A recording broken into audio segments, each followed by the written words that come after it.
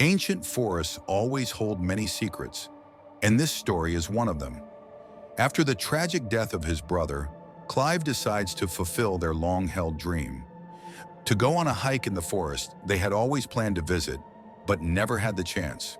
He chooses one of the oldest and most remote forests in his state, despite the fact that it has no tourist trails or paths.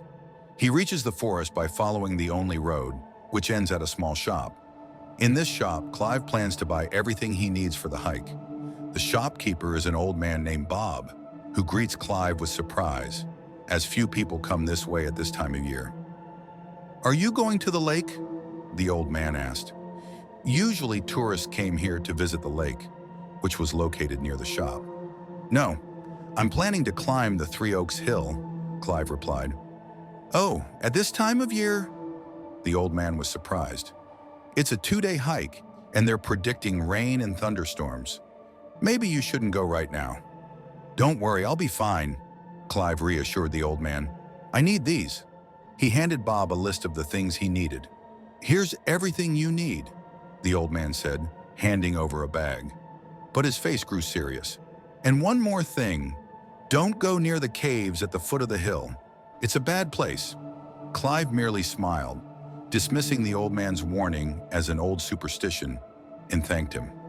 The forest was indeed beautiful, and Clive relished the silence and solitude. He had traveled halfway to the hill when he found a lovely clearing to set up camp for the night.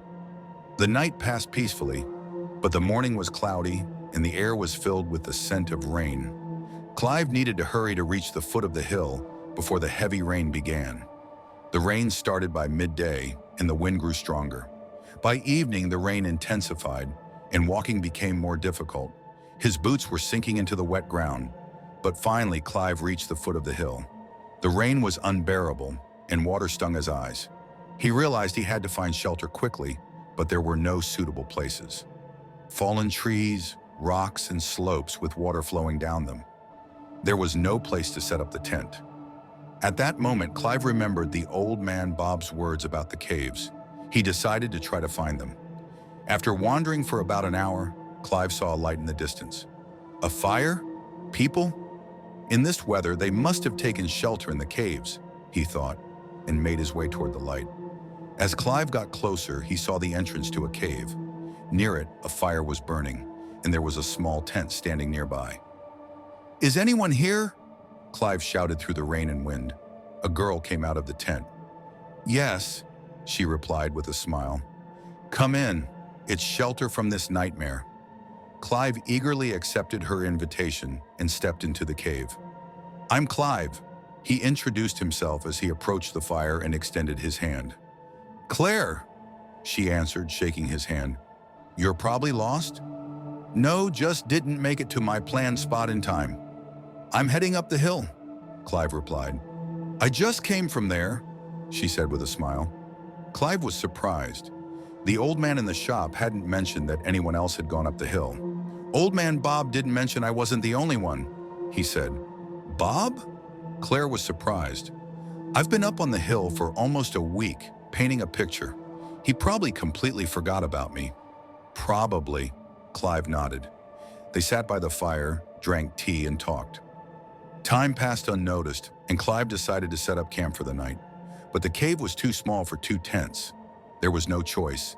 They had to sleep in sleeping bags by the fire. Claire had brought firewood in advance. Clive laid out his sleeping bag, took off his wet clothes, and changed into dry ones. He climbed into the sleeping bag, feeling tired, but glad to be near Claire. She was beautiful, smart, and cheerful. He felt that she liked him too.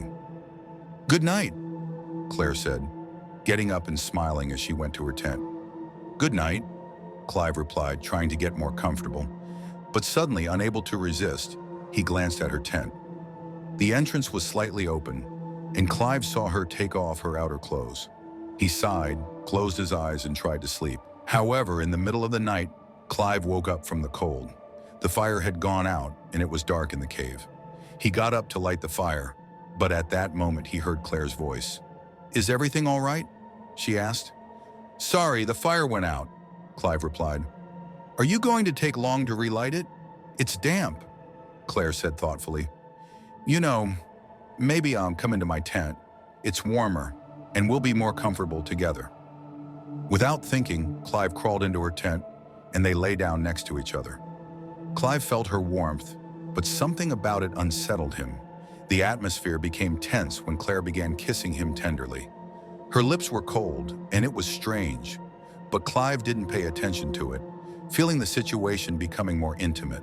But soon he began to feel uneasy about her actions. Claire climbed on top of him, and her hands started moving strangely, as if she didn't know boundaries. "Take it easy," Clive whispered, feeling her teeth on his lips. He tried to push her away, but she didn't react. Each of her movements became more persistent and unsettling. Her cold hands and strange bites on his neck grew more intense. "What's happening?" The thought raced through Clive's mind, and his instincts kicked in. He noticed there were no paintings or drawing supplies in the tent, just a small backpack. This alarmed him. Clive suddenly shoved her away, but she was much stronger than him. She pressed him to the ground with one hand, and then, when lightning lit up the cave, he saw her face. It was not a human face.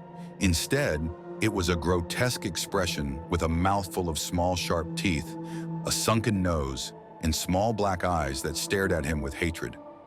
"Now you're mine," it growled, and Clive realized he had fallen into a trap.